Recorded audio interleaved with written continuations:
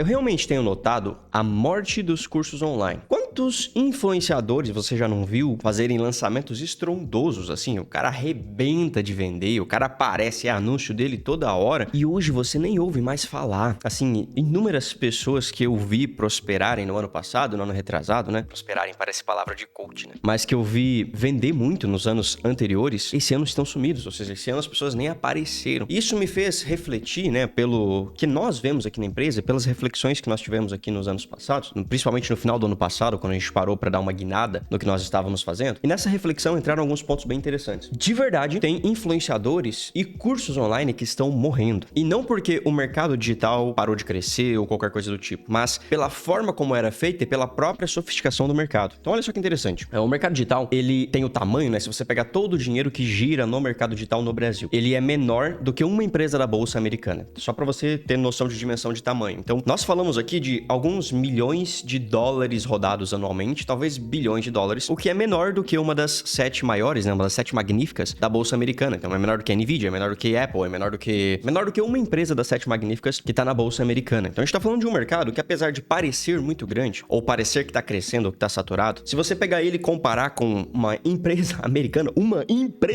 só uma empresa, nem o quanto ela vende, o quanto ela cresce, somente o valor de uma empresa, a gente percebe que o nosso mercado, ele é menor. Então, isso nos dá a possibilidade de crescer muito ainda. Então, existe horizonte de expansão. Porém, se a gente olhar a forma como os cursos online, e-book, assim, sinceramente, e-book morreu, assim, nos últimos 1 ano e meio, 2 anos, e-book morreu. E curso online tá acontecendo a mesma coisa, porque as pessoas não entenderam o motivo pelo qual se faz ou se cria cursos online. Nós estamos falando de um mercado que é extremamente pequeno, mas que possui uma ascensão muito grande, mas que ainda assim, as pessoas, os players, estão falindo, os players estão morrendo, mesmo estando nesse mercado de crescimento. E eu vou explicar aqui o motivo, né, pra você entender. Nos anos passados, se a gente pegar da época, vamos pegar assim, do tempo da pandemia pra cá, 2020 pra cá. De 2020 pra cá, nós vimos inúmeros influenciadores nascendo, rising, arrebentando, e inúmeros influenciadores sumindo também, que eu chamo de influenciador estilingue, que é aquele que sobe daí, a pedrinha vai e volta com a mesma velocidade com que ela subiu. Esses influenciadores gigantescos, eles têm sumido por uma coisa que eu já tinha previsto, na verdade, há uns 3 anos atrás, 3 ou 4 anos atrás, que são os micronichos. O que são os micronichos? Quando o mercado é novo e ele tá iniciando, como por exemplo foi o mercado digital no Brasil de 2018 pra cá, nós temos a hegemonia de poucas pessoas que vendem muito ou que crescem muito. Então nós vimos grandes players como Érico Rocha, Leandro Ladeira, Pedro Sobral, enfim, essa galera que cresceu muito e ficou muito grande. Como todo mercado, ele se sofistica, igual tá acontecendo nesse momento, né? Apesar de ser um mercado pequeno, é um mercado em crescimento, nós temos cada vez mais a subdivisão dessas áreas. Então aquelas pessoas que movimentavam uma massa gigante, hoje não é somente ela que movimenta essa massa gigante, porque, vamos pegar um exemplo bem comum aqui, nós tínhamos o Érico Rocha que falava de lançamentos. Então o Érico Rocha movimentava todo mundo do mercado digital porque só existia essa metodologia naquela época. E aí, levando em consideração, a gente teve a Priscila Zilo que também começou a falar de lançamentos. Então essa bolha que o Érico Rocha movimentava, parte dessa bolha começou a acompanhar a Priscila Zilo. E a Priscila Zilo começou a formar novas pessoas que também falavam de lançamentos. E essa parte que ia pra Priscila Zilo, então, deixa eu desenhar aqui, vai ficar mais simples pra te explicar. Então imagina que nós tínhamos lá o Érico Rocha movimentando toda a economia do mercado digital, afinal ele foi um dos precursores desse mercado aqui, e nós tínhamos ele movimentando tudo isso. Só que de repente, alguns alunos do Érico Rocha começaram a falar sobre o mesmo assunto que o Érico Rocha falava. E nesse momento aqui, esses alunos começaram a pegar um pedacinho dessa fatia que o Érico Rocha dominava. Só que essas pessoas também têm alunos, afinal, se ela fala de lançamento, ela faz lançamentos. Tô pegando um exemplo aqui, né, somente o exemplo de lançamentos. Então imagina que a Priscila Zilo teve um aluno que também começou a falar dessa vez de lançamentos para mercado imobiliário, ou lançamentos para tráfego para negócio local. Daí você vai subnichando cada vez mais e nós vamos ter pessoas abordando essas fatias. Então, o que antes era de uma única pessoa, hoje nós temos várias micro segmentações, ou o que eu chamo de micronichos ou subnichos. Isso significa que aquilo que era de uma única pessoa gigante antigamente, né, no período passado, nessa era que nós estamos vivendo agora, nós temos vários micro-influenciadores pegando pedacinhos dessa audiência e cada um desses micro-influenciadores faturando lá os seus 6 dígitos por mês, 7 dígitos por mês, o que antes esse faturamento total somava para uma única pessoa, hoje é subdividido para esses subnichos ou para esses micronichos. O que, sinceramente, na minha visão, é muito bom, porque ao invés de nós termos a hegemonia de poucas pessoas dominando o mercado, cada vez mais nós vamos ter oportunidade para as pequenas pessoas e os pequenos influenciadores terem mais resultado. Afinal, quando uma pessoa ela cresce demais, dificilmente ela consegue dar a mesma atenção de que um influenciador pequeno consegue. Por exemplo, hoje em dia eu já não consigo mais responder aluno por aluno, assim, não tem como. Eu tenho muitos, milhares de alunos na internet, principalmente no método LTV, né? São mais de 5 mil alunos ativos no método LTV hoje, e eu sozinho não consigo dar conta de atender as pessoas. Então eu tenho equipe de CS, de suporte, que atende essas pessoas, que tem os guardiões que atendem essas pessoas também, e fazem esse trabalho por mim, porque eu não consigo mais fazer. Só que vai existir algum micro-influenciador que ainda consegue dar atenção para as pessoas, porque ele tem 30, 40, 50 alunos, 100 alunos. Então ele consegue sozinho dar atenção para essas pessoas. Assim como foi comigo lá atrás, quando eu tive os primeiros 100 alunos, eu consegui atender esses alunos individualmente. Hoje não mais. Então, quando nós vamos crescendo, a gente vai perdendo essa proximidade que nós temos com as pessoas e novas pessoas vão surgindo para suprir essa proximidade que os grandes influenciadores vão perdendo a capacidade de poder adotar, né? Perdendo a capacidade de poder cuidar. Então, quando nós temos esse mercado que ele vai se subdividindo, nós temos micro-influenciadores ou micro-nichos que, na minha visão, é muito bom isso, porque cada pessoa tem a capacidade de cuidar ali de uma certa quantidade de pessoas, e um mercado crescente, isso aqui vai aumentar com toda certeza, faturando ali os seus 6, 7 dígitos mês ou 6, 7 dígitos por ano, que já é mais do que um salário de 80% das profissões do Brasil. Só que nós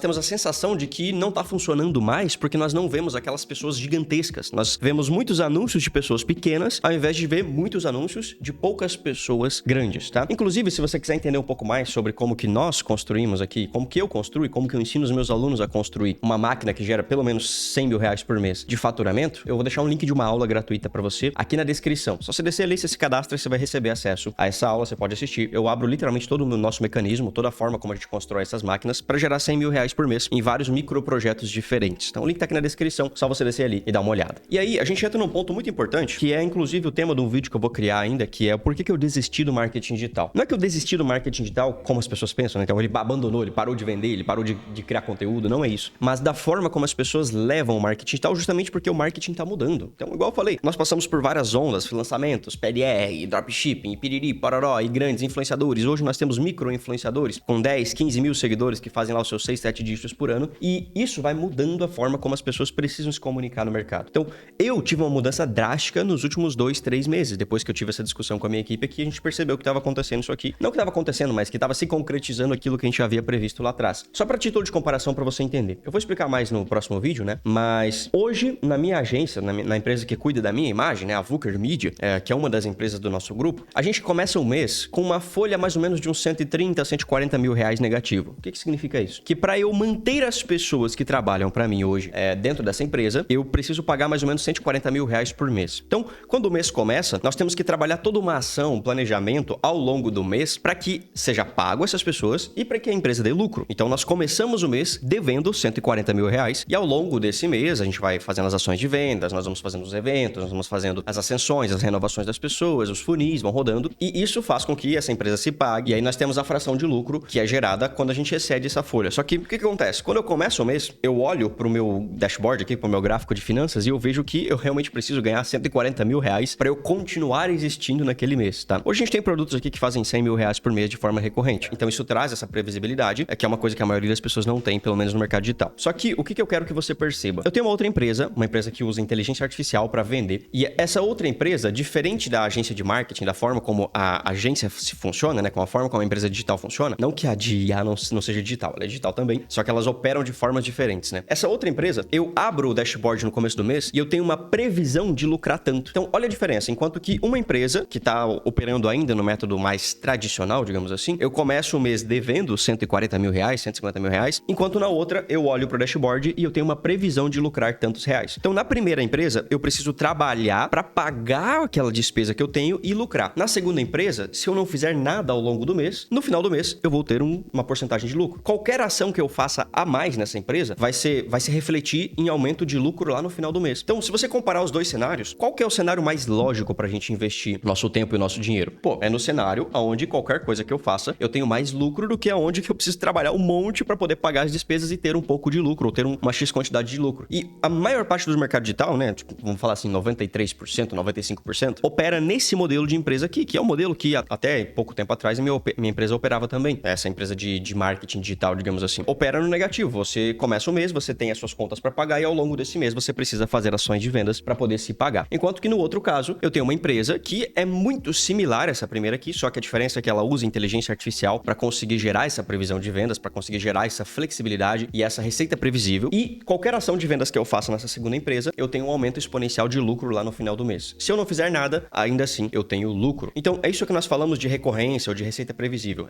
Quando a gente coloca na balança essas duas empresas, a gente percebe que essa daqui é uma empresa muito mais valiosa do que a primeira empresa. Não que a primeira não seja boa. Ela dá um bom fluxo de caixa, a gente faz múltiplos 7 dígitos por ano com essa empresa aqui, só que a forma de ver essas empresas é diferente. E o que eu queria que você percebesse isso, né? Então, as pessoas muitas vezes ficam focando nesse pilar aqui e acham que esse pilar é o que vai realmente enriquecer elas e que vai realmente dar o milhão ou bilhão para elas. Mas a gente precisa olhar para outros modelos de negócio, que são modelos novos, ou seja, não está relacionado com marketing digital tradicional, a la modelo 2020, 2024, mas é um novo modelo que usa inteligência artificial para gerar essa previsão de vendas, tá? Um exemplo disso é essa empresa que eu falei, né? Então, todos os meses, a gente tem uma quantidade de leads que entram com toda certeza, graças aos funis. Nós temos as médias de conversões de cada um desses funis, nós temos as médias de conversões do comercial e mais as recorrências, ou seja, as assinaturas que as pessoas pagam mensalmente. Então, se eu não vender nada ao longo daquele mês, ainda assim a quantidade de clientes que eu tenho ativo dá para pagar todas as despesas da empresa e ainda assim lucrar lá no final do mês. Então, isso é o que nós chamamos de usar o marketing digital como um meio e não como um fim, porque a maior parte das pessoas acredita, né? Talvez você acredite nisso também, que você vai enriquecer vendendo cursos. E aí veio a história do curso que vende curso, a história do coaching do curso não sei o quê. Esses dias eu postei um vídeo no Instagram, é um vídeo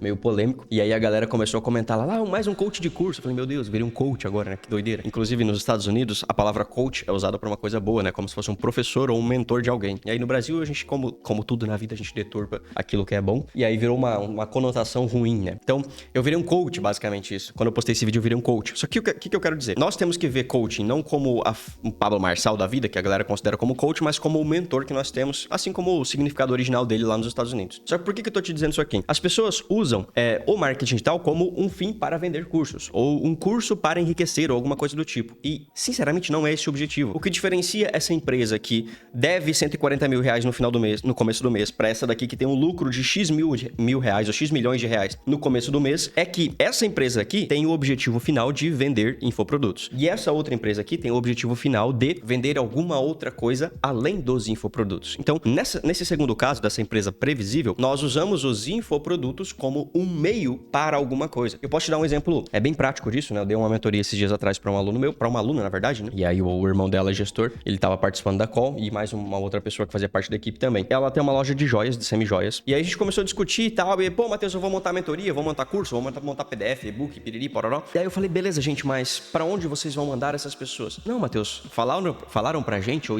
assisti uns vídeos, eu comprei o curso de não sei de quem, que falou pra mim que eu vou conseguir ganhar muito dinheiro montando a mentoria. E aí eu falei pra menina, né, pra expert, falei, viu, você gosta de dar mentoria? Ela, Matheus, eu não gosto, cara, eu vou ter que fazer porque falaram pra mim que era pra mim fazer. Mas eu, sinceramente, eu não gosto de fazer mentorias. E eu falei, e a tua loja? Você gosta de trabalhar com a tua loja? Com o teu e-commerce lá, com a tua loja de semi-joias? Ela falou, Matheus, eu amo trabalhar com a minha loja de semi-joias. Falei, mas por que então que você tá querendo mudar aquilo que você ama fazer para uma coisa que você não quer fazer simplesmente porque alguém te falou que tem que ser assim? Porque quando nós vemos o marketing digital como um fim e não como um meio para alguma coisa, nós caímos nessa armadilha, que no caso ela caiu, de que eu preciso abandonar aquilo que eu gosto, aquilo que eu faço, para focar em produtos digitais. Quando na realidade o caminho é o oposto, é o inverso. Eu preciso usar os infoprodutos ou mercado digital para fazer aquilo que eu amo prosperar. Então no caso dela, ela pode usar os infoprodutos para fazer a loja dela dar certo. Então é um meio para que a loja dela dê certo. E ela não precisa abandonar a loja para viver do mercado digital, mesmo que ela não goste. Ela não precisa abandonar a loja para viver do mercado digital, até porque ela não gosta, ela ama a loja. Então nós não podemos cair nesse erro, né?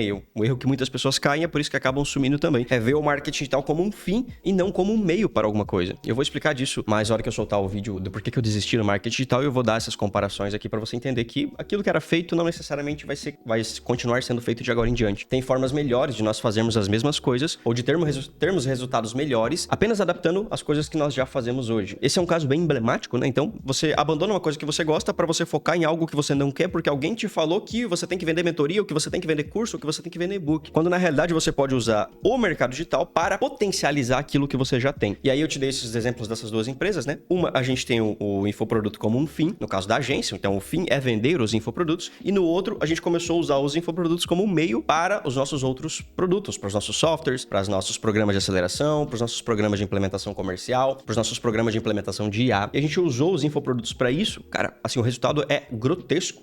Esse tipo de empresa aqui, ela tende a ser muito mais valiosa. Para você entender, em 8 meses de empresa, empresa, essa empresa existe há 8 meses, né? Em 8 meses de empresa, o valuation, o valor dessa empresa cresceu mais de 5,6 vezes. Ou seja, a gente cresceu, multiplicou 5 vezes o quanto as pessoas enxergam de valor nessa empresa em apenas 8 meses. Enquanto que eu demorei, sei lá, uns 3 anos para fazer a mesma coisa com as empresas tradicionais entre aspas, do mercado digital que a gente roda aqui. Então, dentro do grupo, a gente tem esses vários experimentos de empresas aqui para saber o que tá dando certo e o que não está dando certo, tá? E por último, tá? Para você entender as diferenciações também, o uso da inteligência artificial, que é uma coisa que eu quero trazer mais para esse canal também, que é o que tá gerando resultados grotescos, absurdos, assim, para nós hoje em dia, é a IA sendo usada dentro dessas empresas, é que nós conseguimos usar inteligência artificial para potencializar aquilo que nós nunca imaginamos que poderia ser potencializado. Vou te dar um exemplo. A gente tem um parceiro aqui nesse canal, chama Hostinger, tá? Que é o maior sistema de hospedagem do Brasil hoje, quiçá do mundo, tá? Posso dizer também que é o mais rápido. Os servidores de hospedagem para infoprodutos, para WordPress, é o mais rápido que tem, porque eles têm uma tecnologia lá chamada de Lightspeed. Enfim, eu vou deixar um vídeo anexado aqui para você dar uma olhada, caso você queira se aprofundar nisso e melhorar o desempenho das suas páginas, do seu blog, dos seus conteúdos na internet. Você pode dar uma olhada nesse vídeo aqui. Talvez esteja aqui ou talvez esteja aqui. Então, a Hostinger, ela tá lançando algumas ferramentas de inteligência artificial para dentro das ferramentas de marketing digital, então WordPress, construtor de landing pages, que é absurdo, assim, tem uma ferramenta de IA deles que você entra lá, você fala assim, bom, eu quero uma loja para semi-joias, como o caso da mentorada minha lá, quero uma loja para semi-joias, aí pum, e ele cria a loja inteirinha para você, o design, o texto, tudo. Cara, é absurdo, assim, quando que a gente poderia imaginar que eu dando um comando de 3 linhas para uma inteligência artificial, eu teria uma loja pronta para rodar, no caso dela lá, pô, eu posso criar um e-commerce pronto em 3 linhas, em 5 minutos ou menos, simplesmente dando um comando para uma inteligência artificial. Então, quando a gente fala da curva de aceleração de IA, o negócio tá muito absurdo, assim, tá acelerando muito rápido, e quem não utilizar a inteligência artificial de agora em diante, com toda certeza eu posso afirmar que vai ficar para trás, vai ser uma das pessoas que vão sumir de agora em diante se você não usar inteligência artificial. Então, inclusive, se você quiser conhecer mais as ferramentas de IA da Hostinger, eu vou deixar um link aqui embaixo, você pode dar uma olhada ali e ver se adequa a você, pro teu blog, pro teu site, pra tua hospedagem, caso você tenha um site lento. Eu não sei se você sabe, mas se o teu site demorar, a tua página, a tua landing page demorar mais do que 2,4 segundos para carregar, você tende a perder 40% do tráfego para cada segundo a mais. Então, assim, demorou 2,4 segundos? Beleza, tá bom. Tá 100% do tráfego, teoricamente, você consegue absorver. Ah, demorou 3 segundos? Já era, você perdeu 40%. 4 segundos? Mais 40%. 5 segundos? Mais 40%. Eu já peguei casos de pessoas aqui que estavam tendo prejuízos em campanhas de tráfego, né, de anúncios, simplesmente porque a página de vendas estava demorando 7 segundos para carregar. Então, a gente mandava 100 pessoas para a página e no final das contas era 5, 10, 15 pessoas que viam o que a página estava escrito, porque a página demorava para carregar. Então, você ajusta muitas vezes a velocidade de carregamento, você ajusta muitas vezes o peso, né, a forma como o teu site carrega. Por exemplo, a diferença dos servidores Lightspeed e os servidores Apache, que é a coisa que eu falei que tem aqui nesse vídeo para você dar uma olhada, é quando a gente coloca servidores Lightspeed, que eles se adequam mais à internet, você consegue carregar esses sites mais rápido, logo você aproveita mais o tráfego que está indo para essa página, por consequência você vende mais. Então, ações simples e coisas fáceis, que se nós apertarmos alguns parafusos, a gente consegue fazer o nosso negócio dar muito mais dinheiro com muito menos esforço, tá? Então, recapitulando aqui, nós temos a morte dos influenciadores, por quê? Porque os influenciadores grandes estão tendo que dividir a audiência com influenciadores menores, o que é bom para nós, para mim, para você. Quando a gente fecha coproduções, quando a gente monta funis para essas pessoas, como arquiteto de funis, que inclusive é o que eu ensino dentro do método LTV. Tem aqui embaixo também uma lista de espera para você entrar na próxima turma, caso você queira, onde eu ensino como que você pode arquitetar funis para outras pessoas. Então, você monta esses funis para outras pessoas, você pode usar esses micro influenciadores com 10, 100 mil seguidores e aproveitar esse gap que os grandes influenciadores estão deixando para você fazer dinheiro mesmo com poucas pessoas. Então, nós tínhamos poucos influenciadores e hoje nós temos mais influenciadores com menos audiência em cada ponto, o que permite com que nós, gestores, estrategistas, arquitetos de funis,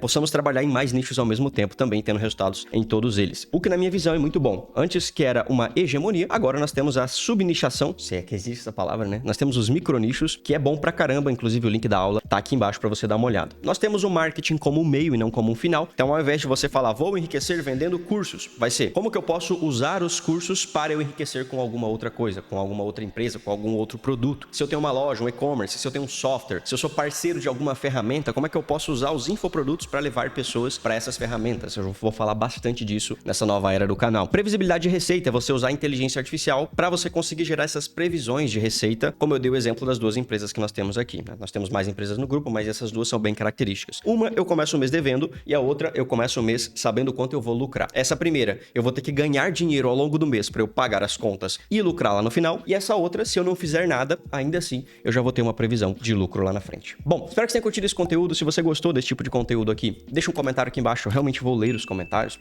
desse vídeo aqui, porque eu quero entender se você curte esse tipo de conteúdo ou não. Aqui no final eu vou deixar outros 2 vídeos para você. Um sou eu que tô te recomendando e o outro é o próprio algoritmo do YouTube. Um grande abraço, fica com Deus. Fui, tamo junto.